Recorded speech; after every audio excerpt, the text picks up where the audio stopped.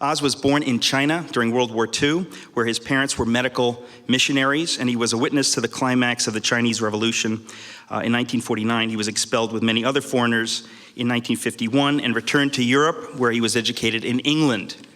Oz completed his undergraduate degree at the University of London and his DPhil in the social sciences from Oriel College, Oxford. He's written or edited more than 20 books, as I said, many of them for sale here tonight. Before Oz came to the US in 1984, he was a freelance reporter with the BBC.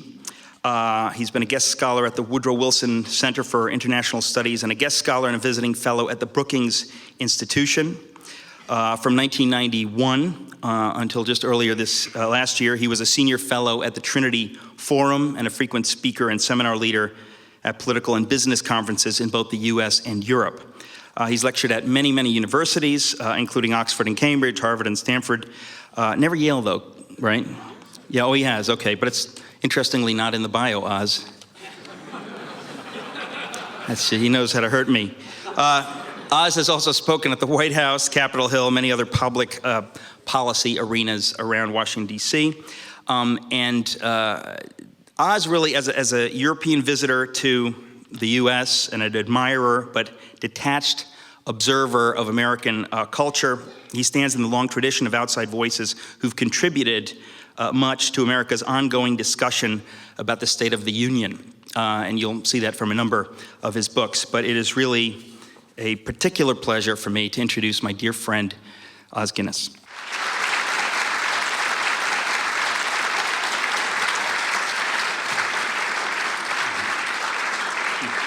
Thank you. I leave you to work out from all that what the truth was and what the fun and the falsehood was.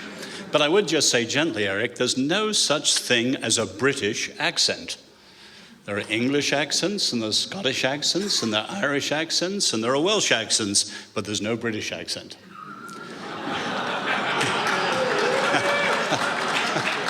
Now, there was a time I was once speaking with Tony Campolo, I'm sure some of you have heard, and when it was his turn to speak, he got up and he said, now listen, this man speaks with his English accent for about 20 minutes before you realize he's not saying anything. And he said, with my Philadelphia accent, I have to speak for about half an hour before you realize I am saying something. So don't be fooled by the accent. Last week, I was at a Washington gathering, and as people were coming out, a congressman who I know pretty well came up to me and gave me a huge hug, and he said to me, America is in decline, but many of our national leaders are in denial. Who today is raising the big issues in this campaign? Now, whether or not you agree with what he said, I want to tackle tonight one of the big issues. You could argue there are about a dozen or so issues which will be standing or falling issues for America in the next generation. And unless they're tackled and resolved, this country will decline. I'm not saying it's automatic, but certain things have to be tackled and resolved, and I want to pick up just one of them tonight. It would be a safe but sad bet that someone somewhere in the world right now is being killed in the name of religion. Our screens have been filled with the Sunni and the Shia murdering each other. If we cross over to Kashmir, it would be the Muslims and the Hindus. If we drop down to Sri Lanka, it would be the Hindus and the Buddhists. If we'd gone back a little while to the north of Ireland, it would be the Catholics and the Protestants. Many people looked out of the end of the last century, and you could see a humanitarian nightmare, a witch's brew of ancient hatreds of sectarian violence. Now, our atheist friends like Richard Dawkins and Sam Harris and Christopher Hitchens would immediately jump in. How religion poisons everything. But in the debate that's followed their books, they've been forced to face the fact that more people were killed under secularist regimes with secularist leaders in the name of secularist ideologies than all the religious persecutions in the West, the repressions put together. In other words, it's not just religion. It's clearly also ideology. if 100 million in the 20th century were killed in war, and another 100 million under political repression, and 100 million through tobacco, there were certainly 100 million killed in ethnic and sectarian violence. But as people look back on that and try to draw the lessons from the most murderous century the world's ever seen, there were some very simple lessons that come to the fore. The first is, the challenge of living with our deep differences is truly a global question today. It sounds abstract compared, say, with nuclear proliferation or HIV/AIDS or other highly practical problems. But more people, certainly as many people, will die because of this issue not being right than any other. How do we live with our deep differences?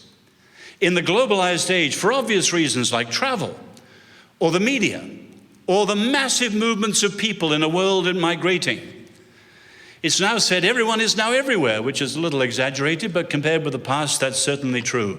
We're in a world where living with our deep differences is a profound issue. And you realize immediately, we're not just talking about differences that are religious or ideological, little personal worldviews that people have and they keep to themselves. We're talking about entire worldviews and ways of life, elbow to elbow, with other entire worldviews and ways of life within the same society and often within the same school or whatever. We've got to face the fact that living with our deep differences, the deepest of all being religious and ideological, is a world problem. The second thing that was the lesson of the last century, we are now seeing the aggravation of this through the emergence of a global public square. Now, we here in this country are part of the Western tradition, which in terms of public squares goes right back to the Greeks and the whole notion of the agora.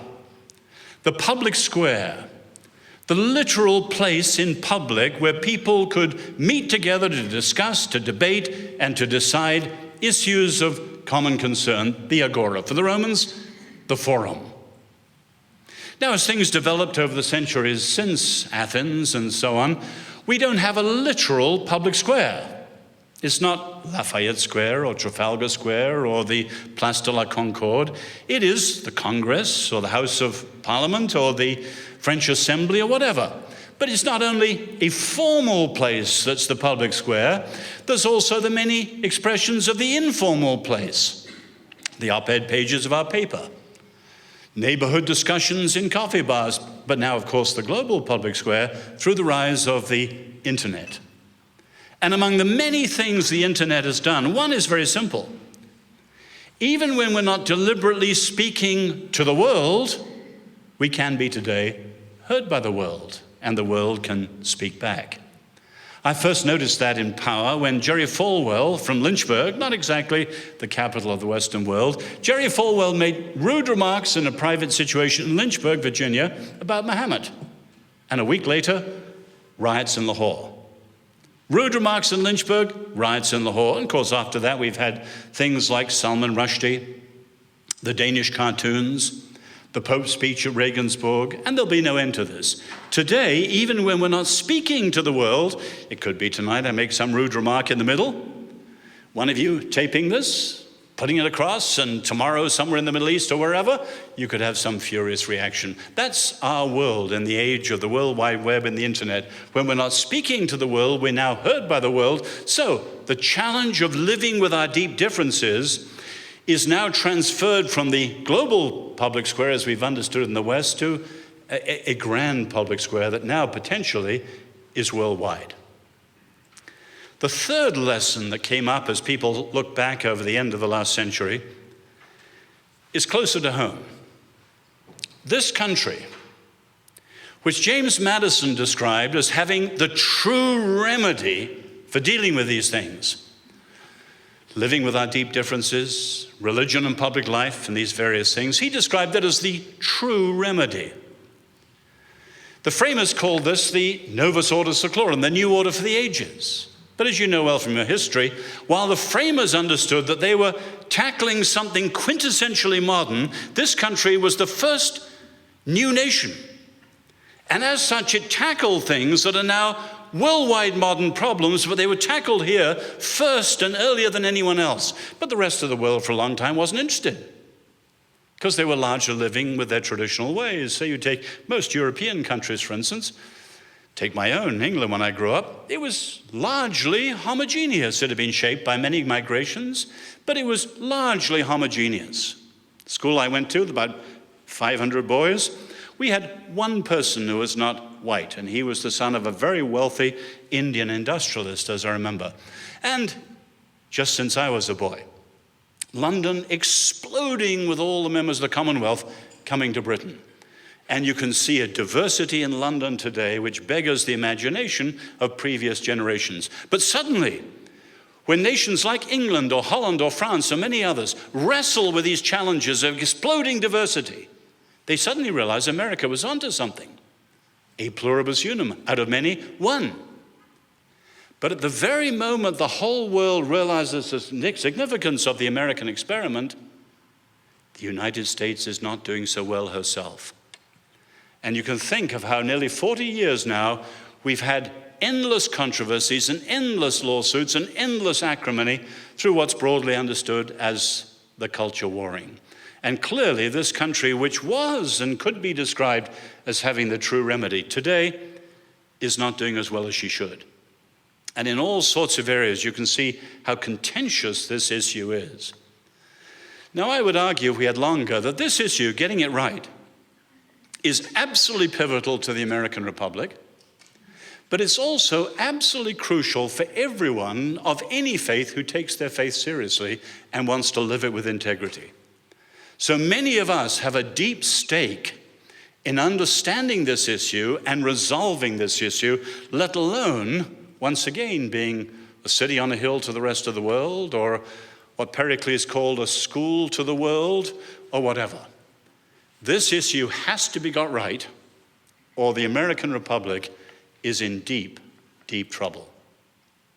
Now let me lay out the issue, or some of the contours of the issue, in the time we have, and I want to argue for something that is a minority position so far and lacks national leadership, but many of us, including other people in New York like Richard John Newhouse, believe this is the way forward. And I will argue something that is actually against the thinking of many of those who are identified as Christians in public life, and I will argue that they are part of the problem more than part of the answer. But of course, each of you has to think it through for yourself, and you know well that I'm an Englishman. So why listen to me? You've got to think it through for yourself, and as I say, as American citizens, you've got to so argue for this that you see a resolution in public life for the sake of the future of this country. Start back in history. Think for a moment how we here in this country are the product of one of the three great Western settlements of religion and public life.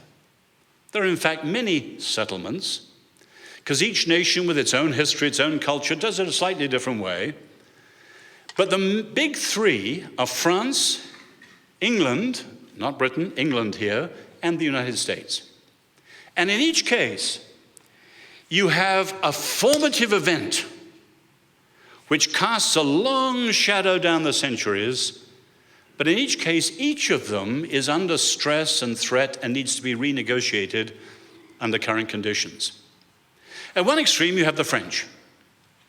And clearly, the formative year, as so often in French things, was 1789, the Revolution. And you can capture the whole French dilemma in the cry of Diderot, the encyclopedist, which was picked up by the Jacobin revolutionaries. We must strangle the last king with the guts of the last priest. Now, unpack that and you see what happened in 1789. There was a state church. Church and state were in deep collusion. Both were corrupt. And both were oppressive. So the revolution was against both, throwing off the church and the state. And as the French say, the mentalité, the mindset that came out of that was very simple. If you're in favor of faith, you must be reactionary. If you're in favor of freedom, you must be secular. Because secularism was the way forward for freedom. And you can see in the French today, talk to young students in the Sorbonne and so on, that mentality is still there, and it lies behind the French refusal to give, say, Muslim headscarves any rights in schools, or the French attempt to write out any reference to the Christian faith, which has 1,500 years of influence in European history, in the words of the European Constitution. A very strict secularism, which represents today the extreme in the light of the collapse of communism, which once was the most strict secularism in the Western system. As so often, England's the middle, compromise. The key year was 1688, the Glorious Revolution. In 1688, they kept a state church, the Church of England, as a bulwark against what was perceived as the Catholic menace from Europe. But they kept a state church, but it was not as corrupt and certainly not as oppressive as the French state church. So in England, there's never been any militant anti-clericalism, never any massive hostility. There was never any St. Bartholomew's Day massacre, as you saw of the Huguenots, say, in France. But it was still a state church, not voluntary, even in the quietest way, somewhat coercive. So over the course of centuries, it has faded away until today, as many people say, the Church of England's rather like a national utility. We have coal, we have electricity, we have gas, we have nuclear energy, and we have the Church of England. It's a national utility, as the cynics say, for the hatching, matching, and dispatching of citizens. You baptize them when they're born, you marry them if they want a nice church ceremony, and you bury them at the end of their lives, and that's the only darkening of the church door that they do. And as one Anglican social scientist who's also a minister says, the Church of England's like a beautiful west front of a Gothic cathedral. Beautiful, but not very influential. And many facts are bandied round, such as the fact that more people are in the mosque on Friday in England than are in the Church of England on Sunday. There are more Christians as a whole, but in the Church of England on Sunday.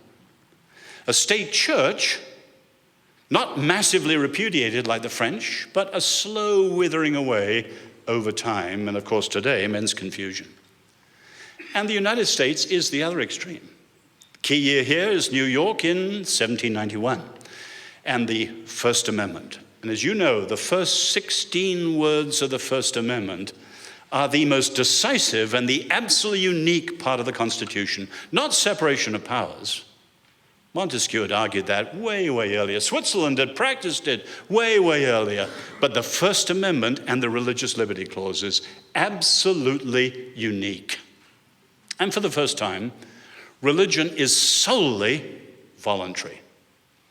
And faith flourishes not despite disestablishment, but because of it. And the rest, as you know, is history.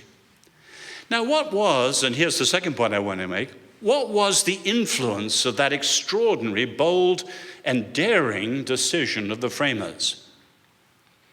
Think of three things. First, it guaranteed what they saw as the first liberty. Not just first logically in the First Amendment, because actually there were a couple of things before that as they originally drafted which didn't make it. No. But religious liberty or freedom of conscience was the first liberty for the framers for two reasons. Logically and historically. If you think of it, we all value freedom of assembly. You want to get together with people to whom you want to get together with. But that actually, freedom of assembly, assumes and requires freedom of speech. You don't want to get together about nothing.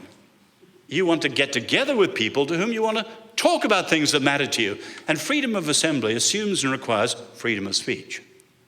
Now, equally, freedom of speech, which for many Americans today is the first liberty, and certainly for people in the press, freedom of speech assumes and requires freedom of conscience. You don't want to speak out about the weather or all sorts of trivial things. You want to talk out in the public arena about things that matter to you supremely because you are bound to them based on the dictates of conscience. And the framers are exactly right. Logically, freedom of conscience precedes freedom of speech, just as freedom of speech precedes freedom of assembly. Now, that isn't so today. For many people today, religious liberty is liberty for the religious. It's kind of like the legal appendix in the Constitution. It's there and it matters for the religious people, but it's not fundamental to America. No, the framers understood, and you can see this again and again, that religious liberty and civil liberty were both twin pillars of the foundations of this country. The motive for why the revolution, as Washington and many others say, it was logically the first liberty. But they also argued that it was historically the first, in the sense it was only when religious liberty was guaranteed that the other liberties were also guaranteed. Some of them argued, and even some of the great Jewish jurists like Leo Pfeffer argued in the last generation, it would be only so long as religious liberty was guaranteed that the other liberties would also be guaranteed.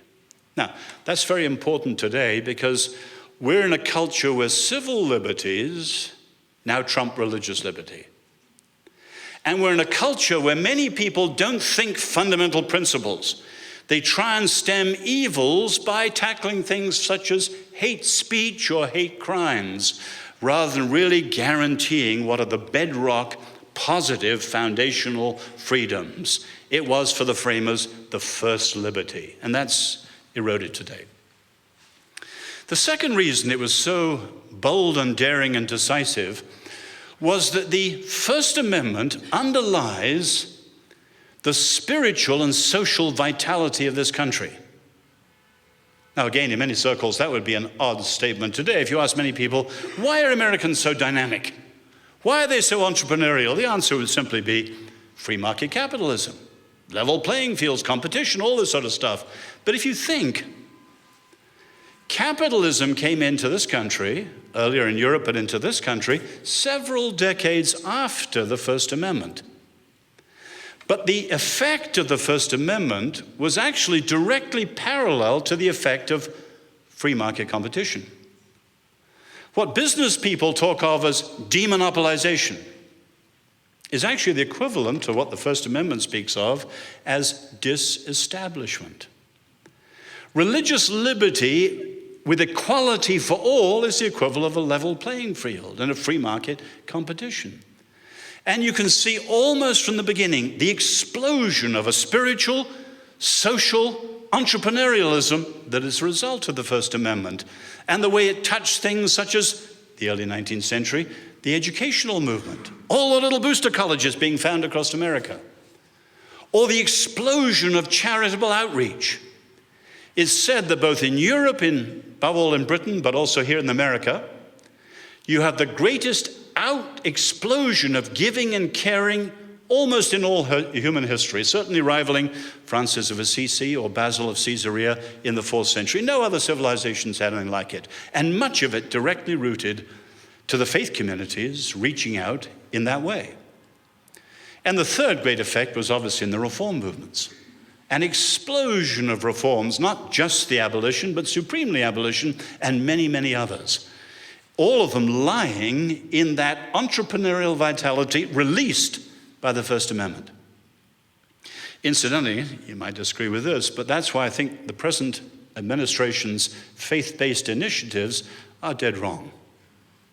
Laudable, with an aim to release the same spiritual, social vitality today by bringing in the faith communities. But in fact, going about it in exactly the opposite way of the 19th century. In the early 19th century, it was when the faith communities became independent from any state support at all. In other words, the faith communities had to rely on their own beliefs, their own believers, their own generosity, their own sacrifice, their own dedication, that this explosion of giving and caring took place. And always you see, if you look at the history of this, when any faith community puts its nose into the trough of Uncle Sam or any nation, eventually two things tend to happen. One is dependency, government money and things. The other is a slow, steady secularization, because the government can't allow certain things. And often, say in the dealing of drugs or whatever it is, it's the distinctly spiritual part of the ministry which is the power behind helping people off the addictions or whatever. And if that's cut out in the name of government control and regulations, you've undercut the very distinctiveness of the ministry.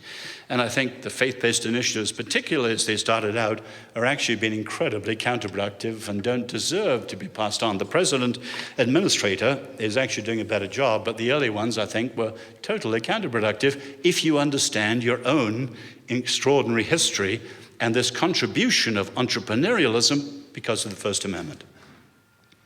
The third great legacy of the First Amendment, never perfect but remarkable, was social harmony.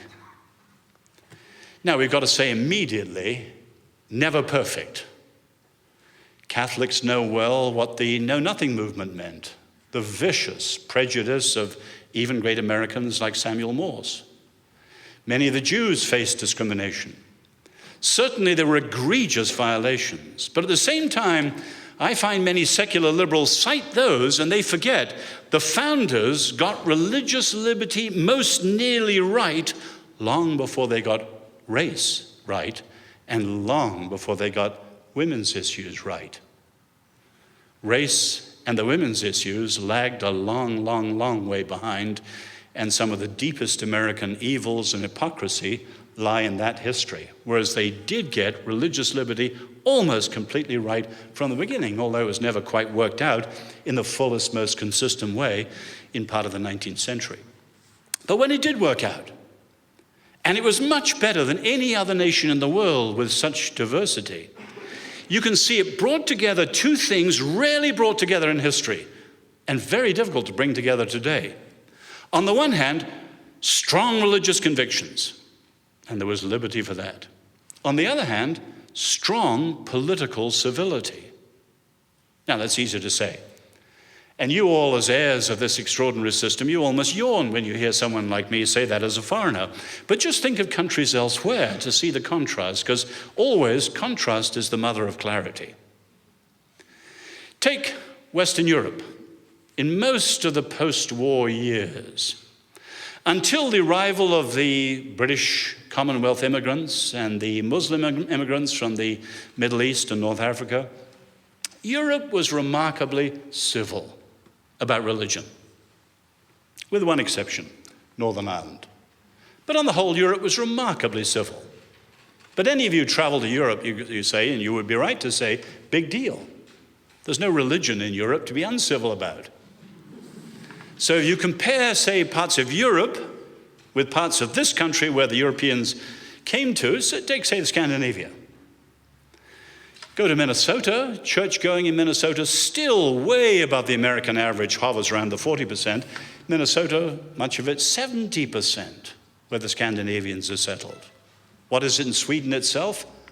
3%. If 3% go to church, they're not going to fight about religion in public life. The Middle East, of course, is the opposite problem. Passionate religious convictions, no civility, no liberty, no life. And this country, with its sometime violations, has an incredible record in terms of social harmony.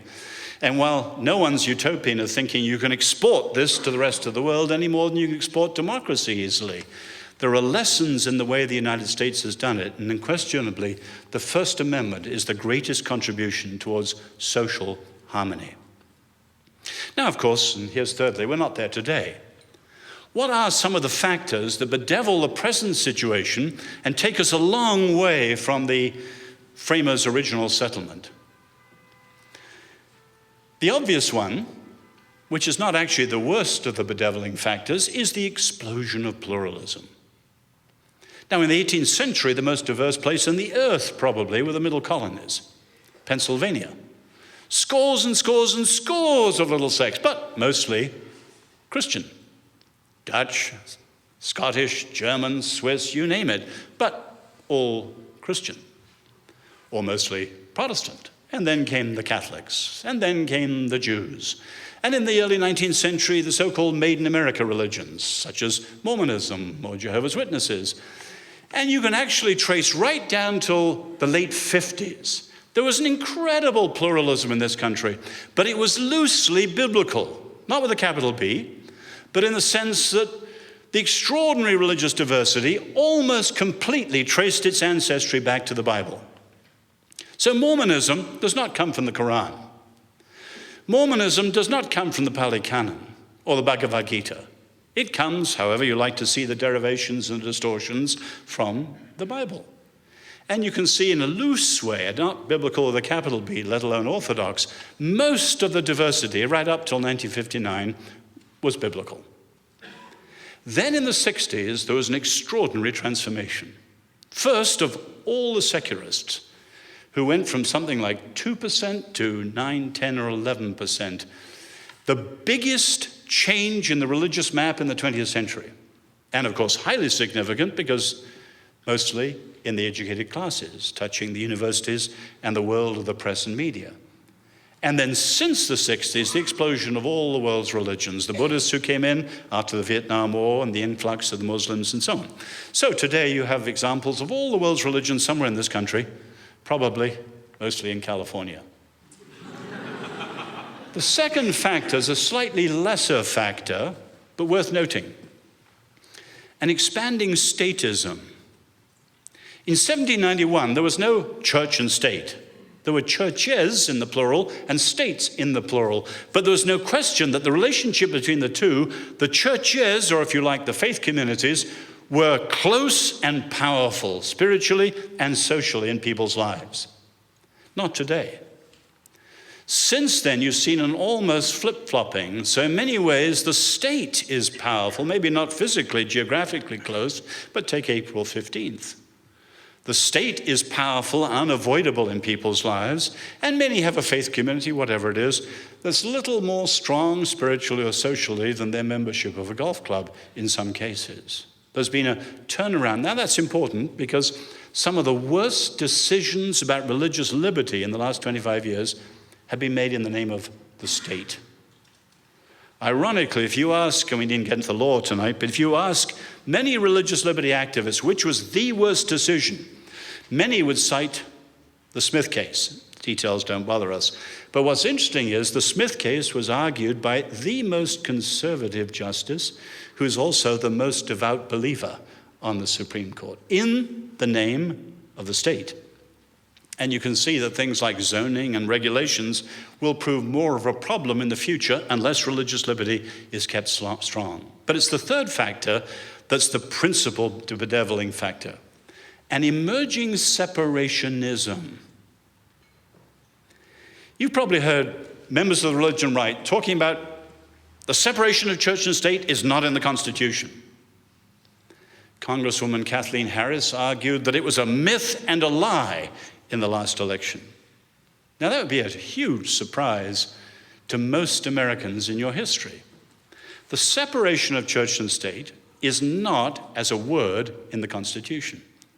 But the idea emphatically is, and none of the founders or framers, with their very different views of faith and faith in public life, would have disagreed. You only need to read Alexis de Tocqueville, 1831. He says he didn't find anyone in the country who disagreed with the separation of church and state. Surprisingly, even his own fellow believers, Roman Catholics, who in France would have supported a state church. But here they saw it as the secret of American freedom, and they supported it solidly. Now, in fact, almost no one disagreed with it until there was a shift in the 1940s.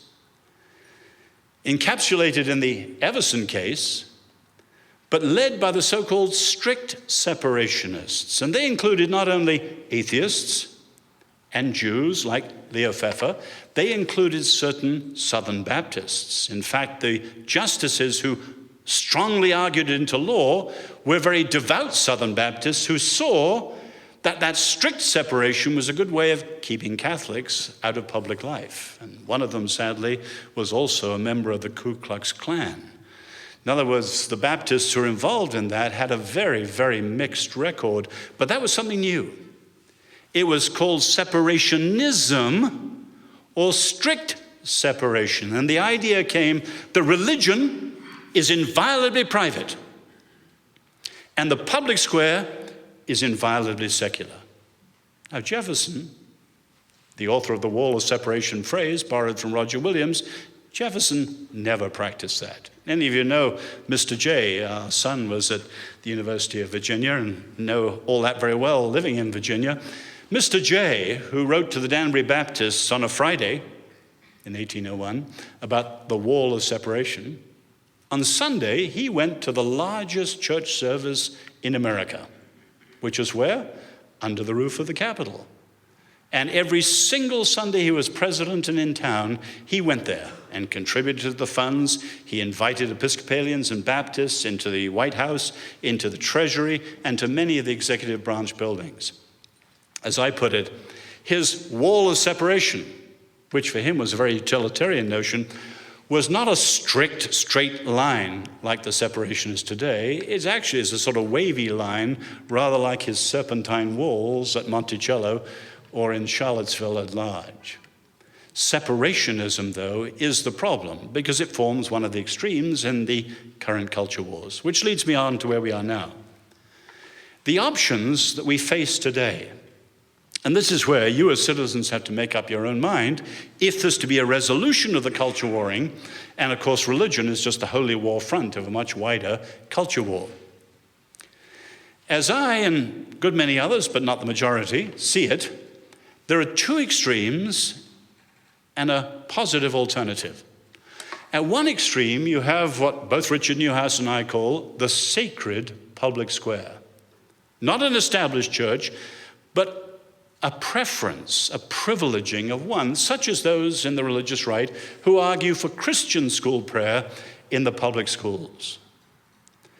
The argument against that is that in a world as diverse as ours, to privilege any faith like that is neither just nor workable and will be the source of endless controversies. And certainly that's what we've seen coming from that side. I would go further to those who are my fellow Christians who argue that and say that if you look at the rise of the religious right in terms of the reactions it's created, I pointed out earlier, I should have pointed out earlier, that European secularity is in direct response to yesterday's corrupt state churches. That is the most powerful factor of why Europe is the most secular continent in the world. A direct reaction to yesterday's corrupt state churches. This country, of course, never had that. Because of the First Amendment, a congeniality, a hospitality towards religions, as Eisenhower said, of any kind that you like. But you can see with the rise of the religious right in the 1970s and the endless culture warring over this issue, you can see in educated circles a steadily mounting American equivalent of the European repudiation of religion. It began first over issues of religion and politics. Take a book like Kevin Phillips's American Theocracy, and charges about American theocrats and fascists and so on, as Christopher Hedges and others have argued. Now, of course, it's reached a crescendo with the new atheists, and it's not religion and politics that's the trouble, it's religion of any sort. Christopher Hitchens says how it poisons everything. Clearly, behind the religious right is the specter of Muslim extremism, Islamism. But you can see a steadily mounting American equivalent of the European repudiation of religion among the educated classes. If that settles in concrete, it will be profoundly fateful for the future of this country. The other side is what Richard Newhouse rightly called the naked public square. And to be fair to them, this is not just the left or atheism. There's a mixture of those who are secularists, with those who are strict separationists, as I described earlier, and those who are called legal secularists. Thinkers who follow John Rawls at Harvard or Jürgen Habermas in Europe, who had this idea, Habermas has actually changed in the last 2 years, who had the idea that religion is inviolably private and the public square is inviolably secular. It's a neutral arena of competing self-interests, and faith and character and virtue have no place. The naked public square. Now, of course, that's even less just and less workable because most Americans are profoundly religious from whatever faith they come from, the overwhelming majority. So liberals defending this today in its secular version have found themselves in profoundly illiberal positions, because they're asking people to enter public life and shed the very thing that makes them who they are and helps them to see the world as they do and choose right and wrong and justice and humanness and so on. They're asked to shed all that and become neutral, but no human being is neutral. And of course, under those neutral conditions, those with a secularist faith have free run to enter the public square themselves, the sacred public square and the naked. The alternative is a civil public square. Now, the trouble with civility, it's a wimp word. People confuse it with niceness or a Victorian tea party or a Japanese etiquette at some fancy whatever. Not at all. Civility, if you understand it from the Greeks and the Romans right down today, is both a republican, with a small r, republican virtue and a democratic necessity. Well, what do I mean by a civil public square? A civil public square is where people of all faiths, and for our secularist friends we have to add a no faith, although we think they have a faith too, people of all faiths and no faith are free to enter and engage public life on the basis of their faith. That's religious liberty. But, here's the big but, within a framework of what is agreed to be just and free for everyone else too. So a right for a Christian is automatically a right for a Jew or an atheist or a Mormon or a Hindu or whatever it is, including those that are considered the most unpopular. Take, say, something that many people think rather disreputable, like Scientology, bless Tom Cruise's heart. People of all positions are free to enter and engage public life on the basis of their faith, but within that framework of what's agreed to be just and free for others too. In other words, a right for one person is automatically a right for another person and a responsibility for both. Now, that has many implications, including the fact, if that's so, we have to learn how to debate our differences with robustness, but with civility. So we don't go for the jugular. For instance, there was a debate 15 years or so ago in Maryland on abortion. And after a week or so, everyone drew back. It was the ugliest debate in the Maryland Assembly since the Civil War, because no one debated abortion and its social impact and so on. People were saying, well, you're a fundamentalist and you're an atheist and so on. In other words, they went for the jugular and the faiths from which people came, rather than discussing the implications of the policy and maintaining a robust civility. Now, that position, and I said it very simply, is powerfully misunderstood in certain circles. So let me deal with the three main misunderstandings. First, some people, both Christians and Jews and atheists, are suspicious because they view a civil public square as a civil religion. Any of you know the history of civil religion? The word was introduced by Jean-Jacques Rousseau. If you didn't have a state church, an established church, to give you the moral legitimacy that was the binding unity of a country, you had to have something. So whatever it was that was the binding cohesion of a nation is so important to a nation that it's elevated, and eventually elevated to the point it is worshipped, and it becomes a civil religion. Now, atheists are suspicious of that because it's religion smuggled back in with patriotic colors. Jews and Christians should rightly be opposed to it, because any time we worship what binds us together as a people, it's idolatrous. In the biblical view, there is one God, there is no God but God. And even God's greatest gifts, including patriotism, are gifts for which we're profoundly grateful. And patriotism is a wonderful Christian virtue. But nationalism, when it goes beyond that and becomes idolatrous, is extremely dangerous. So a civil public philosophy, a civil public square, is not a civil religion. The various gifts and freedoms are wonderful gifts, but they're secular gifts God has given, that we don't worship them. We worship Him if we're followers of Jesus Christ. The second misunderstanding is subtler. People view civility as a search for a lowest common denominator unity. In other words, pursuing it through such things as interfaith dialogue. Now, in my view, there is a place, a small but limited place for interfaith dialogue. There are areas of overlap in our beliefs. But at the end of the day, the plain fact is that what divides us religiously is deeper than what unites us. Put differently, there will always be differences. So, followers of Jesus and Muslims can dialogue. But no faithful Muslim will ever bow and say Jesus Christ is Lord and God.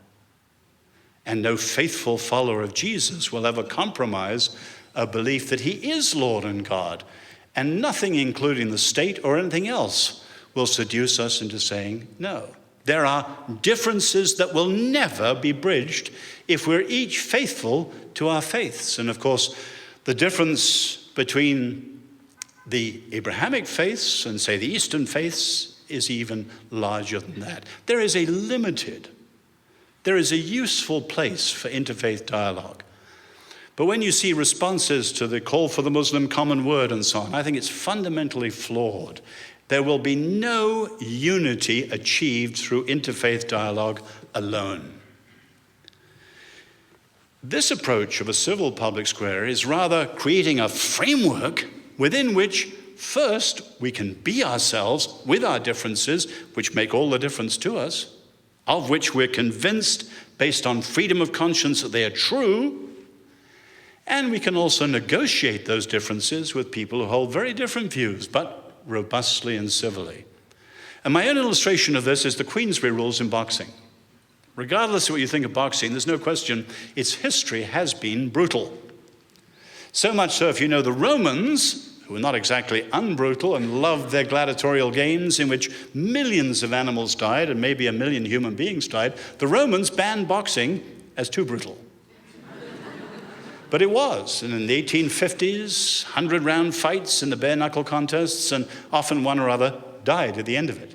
And the Marquis of Queensberry, one of 19th century English aristocrats who loved sport, came along and he lent his name to the Queensberry rules, and that shapes modern boxing. In other words, you now fight in a ring, under rules, and under a referee.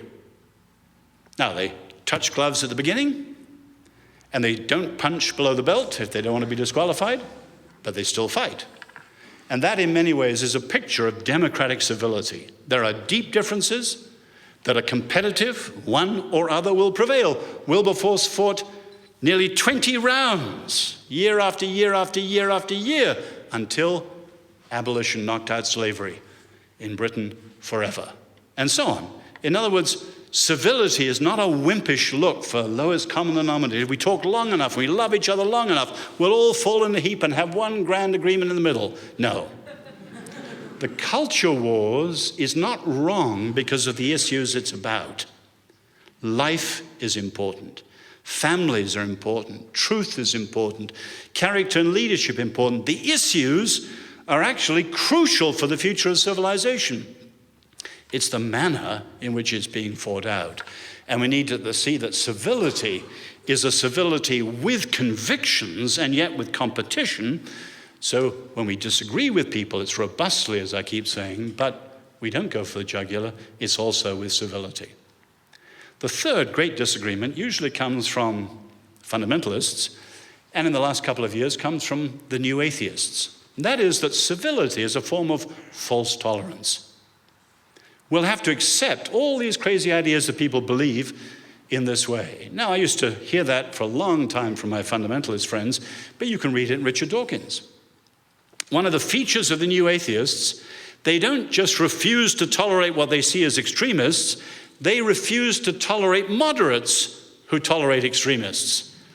If faith heads, which is those of us who have faith, are following a delusion, as Dawkins said, the government has every right to step in and teach parents teaching their children faith. And you have in Richard Dawkins and sometimes in Harris an extreme intolerance from that side because they're afraid if you tolerate, you'll be tolerating Osama bin Laden and 9/11. Now, many fundamentalists say roughly the same thing. Tolerance is dangerous. Now, the word tolerance is a slippery term. It was introduced after the wars of religion. And there's no question that tolerance is infinitely better than the alternative, intolerance. But there's a problem with tolerance. It's always the stronger tolerating the weaker, the majority tolerating the minority, the government tolerating the citizens, whereas freedom of conscience is not that. There's nothing condescending or patronizing about freedom of conscience. It is a right. But where do our fundamentalist friends go wrong? Let me put it simply like this. The right to believe anything does not mean that anything anyone believes is right. The first half of that sentence is freedom of conscience. Even God, we Christians would say, allows people to choose against him even at the cost of eternity. He doesn't rape their conscience, as Roger Williams says. The right to believe anything is absolute. That's what's enshrined in freedom of conscience. But that does not mean that anything anyone believes is right. What they believe may be muddle-headed, may be dangerous socially, may be violent, and its implications could also be profoundly evil. But it means that when we disagree with them, within a civil framework, we have to disagree civilly and really out-argue them. And of course, in public debate, if we don't get into the debate and prevail in the debate, then it's our own fault if our views don't prevail. The right to believe anything does not mean that anything anyone believes is right. What would it take to see a solution? If you think of it without getting too detailed, it's relatively obvious. First, it would take leadership. Leadership. Supremely at the highest national level, where there is no leadership in this at the moment. Most political leaders in the last generation have used the culture warring in the interest of their own party. One of President Reagan's cabinet secretaries said to me, "I will stop you getting to the president," about an initiative that was then going on, "because the culture wars are in the interests of the Republicans." I said to him, "Mr. Secretary, they are today. Sometimes they'll flow that way, sometimes the other way. They're not in the interest long-term in America." But so far, we had no national leader or leaders at various other levels who've been prepared to stand above the fray and say, in effect, "A pox on both your houses. Here is a better way for the United States as well as for citizens of all beliefs." We need leadership. Secondly, we need vision. I've put some of these things very briefly. Richard Newhouse and others have argued these things. But it's got to be with a vision that captures the immoral imagination so people really are inspired by breaking with the cultural warring ways of thinking and really arguing for a better way. It needs vision that's spelled out in great detail and profundity. And the third thing it needs is application to the trouble spots. The two main ones being public policy debates and public education. For the last 50 years, you've not only had a general crisis in the public schools, you've had a lamentable crisis in terms of citizenship education, and certainly in the areas that touch on these things. But it's when 5th graders and 8th graders and 11th graders and so on are taught these things all the way through as to what religious liberty means and civility is worked out, that eventually it will be strong once again in this country. Now, you're citizens. I'm just an outside admirer. I just finished the magnificent new biography of Alexis de Tocqueville. And there's a wonderful little time in his story. You know, he was a great admirer of this country, democracy in America and so on. And by the same token, Tocqueville was very sad about the state of democracy in his own country, France, and the way the French Revolution betrayed its hopes.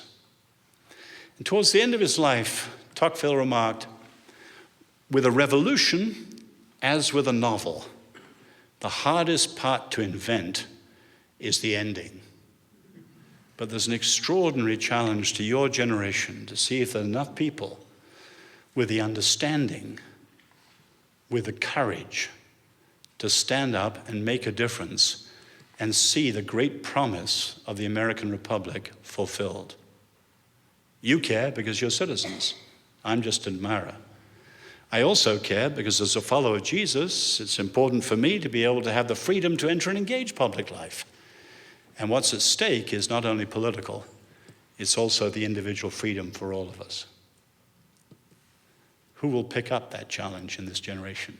That's my question to you. Over to you for our discussion.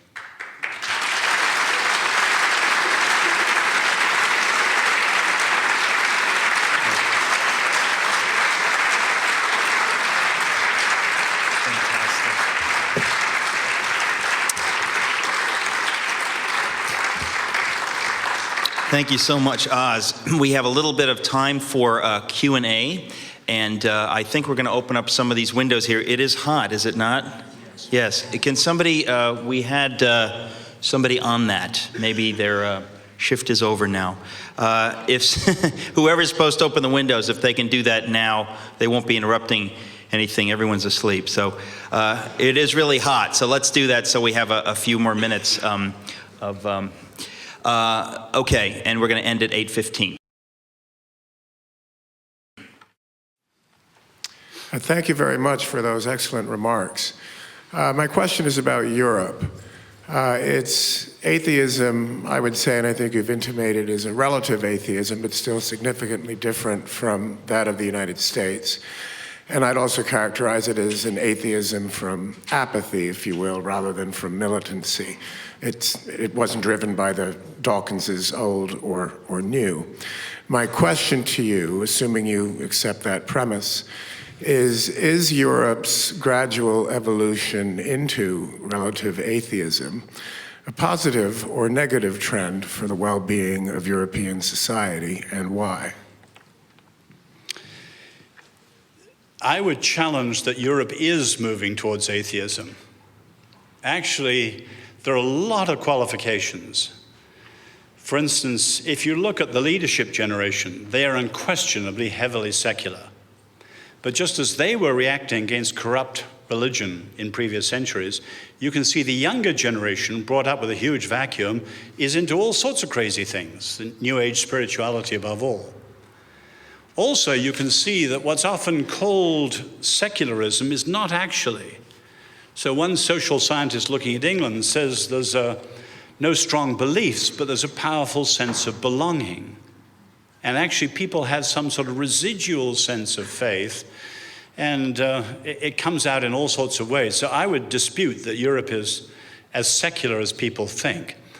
But the most important thing of all, Europe is deeply in trouble religiously. What's sad to me is that many of those who once were concerned with this aren't. They've given up, despairing. The best statements now on winning back Europe come from Pope Benedict by a long way. And the Catholic Church has committed itself to the re-evangelization of Europe. And it's beginning to proceed. Now, if you know European history, the early church magnificently won the Roman Empire. That was a colossal achievement over 4 centuries, replacing the faith of Rome. But when the Western Empire, not the Eastern Empire, the Western Empire fell, so also did much of the Western Church. And it was overrun by barbarians and many others. The second conversion of Europe, as it's called, was the missionary winning back under the Irish and then the Scottish and other Celtic missionaries who fanned out from Ireland, Scotland, and you can trace even just say following Celtic crosses right down as far as Switzerland, Germany, northern Italy, and so on. It was a missionary movement. They brought the gospel, they brought the scriptures, they brought education. They actually laid the foundations of what became later, for better or worse, Christendom. So I say to my European Christian friends, you're on the edge now of a third mission to Europe. So a lot of people look at statistics, but statistics are just things that describe the background, and they don't tell us what we should do in response to these things. So Europe is not as secular as it looks, and there are powerful movements underway to reverse it.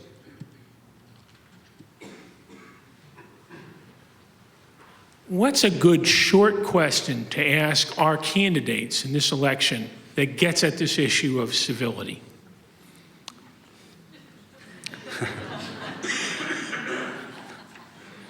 I'll leave you as citizens to answer that one, because you put part of the problem.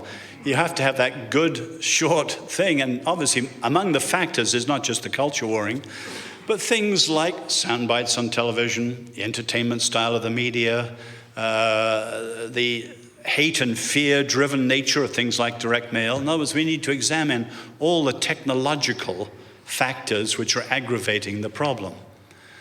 But the trouble is, at the moment, take up the issue we've looked at in the present campaign. The Democrats realized they were sunk if they didn't appeal to the religious people. And you can see before the election, many of the Democratic candidates went out of their way to show that they understood faith. Now, ironically, there was a time in which the two Democratic candidates actually had a closer relation to faith than some of the leading Republican candidates, which threw things in the mixer. But the issue as a whole, as a national issue, as it happens, it bubbles up here. You know, Madeleine Murray O'Hair started it with school prayer. More recently, it's been the Ten Commandments or Christmas wars. It came up in the election mainly through Romney, countered by Huckabee. But you notice the way it came up. He made a speech, and for a few days, a furor of discussion, and over, and we're on to something else. Unresolved. So what citizens have got to demand, and you've got to work out for yourself, I said there are 12 issues that need to be touched. I mean, you make your own issue. What are the issues that you feel leaders have to be touched to have the litmus test of true leadership? And whatever way you can, insist that they are raised in public life. And certainly if I had any influence with some of these people, I would raise this one. Some leaders got to tackle it, resolve it, and set out a way forward for everyone.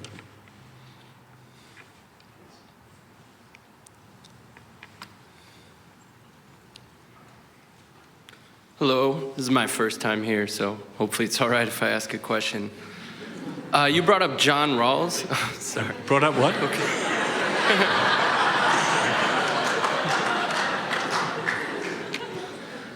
You brought up John Rawls and his view of the public square, and his project was inherently about bringing people to the public square around the idea of reason and everyone being reasonable, which is why he wanted everyone to leave religion private.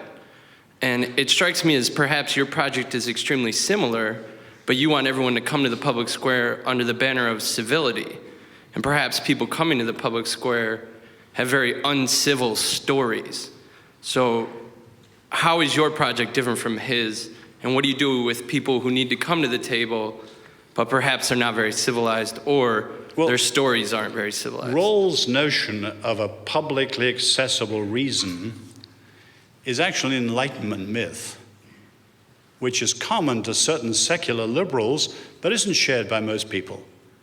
Now, where I, as a follower of Jesus, would agree with him is that when, say, a person of faith, a Christian or a Jew, say, enters the public square, we're talking about, say, same-sex marriage, it is both inappropriate and ineffective to argue, say, to an atheist, the Bible says, therefore.